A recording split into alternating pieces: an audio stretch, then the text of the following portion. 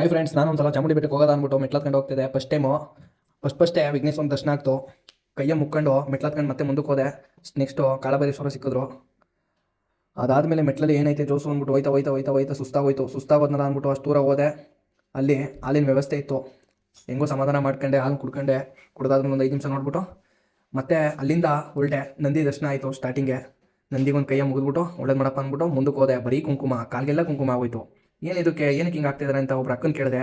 ಅವ್ರಂದ್ರು, ಇರೋ ಕಷ್ಟ ಎಲ್ಲ ದೂರ ಮಾಡಿ ಮುಂದೆ ಆದರೂ ಖುಷಿನಾರ ಕೊಡವ ತಾಯಿ ಅಂತ ಎಲ್ಲ ಮೆಟ್ಲಿಗೆಲ್ಲ ಕುಂಕುಮ ಹಚ್ಕೋಯ್ತವ್ರೆ ಅಂತ ಹೇಳಿದ್ರು.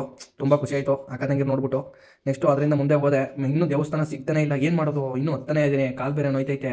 ಇದೇನು ಕುಂಕುಮ ಹಾಕೋರೆ ಅಂತ ಅದು ಬೇರೆ ನೋಡಿದೆ. ಅವ್ರು ಏನಕ್ಕೆ ಹಾಕ್ತವ್ರೆ ಅಂದರೆ ಒಳ್ಳೇದು ಮಾಡಲಿ ಅಂತ ಅಂತೆ. ನಾನು ನೋಡ್ಬಿಟ್ಟು ಒಂದು ಸ್ವಲ್ಪ ನಾನು ಒಳ್ಳೇದು ಮಾಡಲಿ ಅಂದ್ಬಿಟ್ಟು ಹಣೆಗೆ ಇಟ್ಕೊಂಡು ಚಾಮುಂಡೇಶ್ವರಿ ಕಾಪಾಡವ ಅಂದ್ಬಿಟ್ಟು ಮುಂದೆ ಹೋದೆ. KP ನಂಜುಂಡಿ ಸಿಕ್ಕಿದ್ರು, ಖುಷಿ ಆಯಿತು. ಮತ್ತೆ ಗೋಪುರದ ಹತ್ರ ಹೋದೆ. ಕೈಯ ಮುಗಿದ್ಬಿಟ್ಟು ಚಾಮುಂಡಿ ದರ್ಶನ ಅಲ್ಲೇ ಒಂದು TV ಹಾಕಿದ್ರು, ನೋಡ್ಕೊಂಡು ಕೈಯ ಮುಗ್ಕೊಂಡು ವಾಪಸ್ ರಿಟರ್ನ್ ಅಂದ್ಬಿಟ್ಟು ರಿಟರ್ನ್ ಆಯ್ತಿರ್ಬೇಕಾದ್ರೆ ಮತ್ತೆ ನಂದಿ ದರ್ಶನ ಆಯಿತು. ನಂದಿ ದರ್ಶನ ಆದಮೇಲೆ ಇಷ್ಟೊಂದು ಕಷ್ಟಪಡ್ತವ್ರೆ ಪಾಪ ಅಕ್ಕ ತಂಗಿರು, ಒಳ್ಳೇದು ಮಾಡಲಿ ಎಲ್ಲರಿಗೂ, ಸಕಲ ಜೀವಿ ಕಾಪಾಡಪ್ಪ ಅಂದ್ಬಿಟ್ಟು ತಾಯಿ ಚಾಮುಂಡೇಶ್ವರಿ ಬೇಡ್ಕೊಂಡು ಮುಂದೆ ಚಾಮುಂಡೇಶ್ವರಿ ಪ್ರಸಾದ ಸಿಕ್ತು. ತಿನ್ಕೊಂಡು ಖುಷಿಯಾಗಿ ಊರು ಬಂದು.